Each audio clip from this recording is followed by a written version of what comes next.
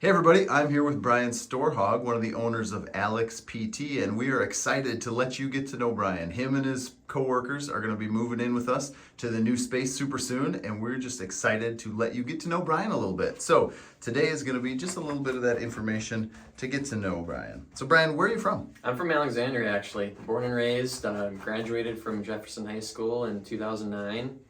From then on, I went to University of North Dakota up in Grand Forks. I was a big Fighting Sioux fan growing up, so just kind of felt like a home base for me when I went there, and was thinking about PT because I had a back injury in high school. Most physical therapists go into PT because of an injury. So yeah, and then I came back home. I had a clinical at the local hospital here in town, and when my former boss asked me where I wanted to be and thought about coming back, I just couldn't turn down the opportunity. So.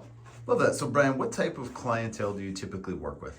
I see pretty much the whole gamut, from younger kids that have a little ankle sprain to the elder population that's been working on just trying to get stronger and have better balance.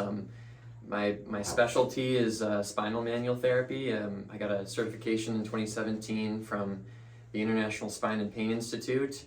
It has a little emphasis on the nervous system, obviously spine work, and then in 2019 I got a dry needling certification, and then in 2022 I went on to get level 2 certified through Evidence in Motion out in Colorado. So I kind of see the gamut. My favorite clientele is just somebody who wants to get better. It doesn't matter the patient really, it's just somebody who wants to learn and get better, whatever their goals are for therapy. How long have you been working in the field, Brian? This is my 10th year. May 26th was my hire date, so time flies.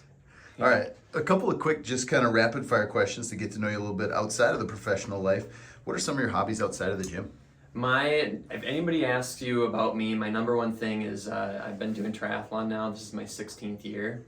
My dad grew up doing them, and I volunteered at the Chain of Lakes Tri. He was the race coordinator when I was a kid, so I was around the sport. And funny story, I was at the 10th tee at Arrowwood, my dad and I, and former cross country coach Mark Nelson was asking me whether or not I'd consider doing a triathlon, and ever since then I've been just hooked on the sport. And I did my 40th one back in September of last year at Nationals in New Jersey, so we kind of taken it on to another level with going to Nationals, and 2 years ago I went and competed at Worlds in Hamburg, Germany, actually, for Team USA, so it's become a passion of mine. And then you'll see me around with my 2 dogs, so anything that involves the dogs outdoors, that's kind of my thing.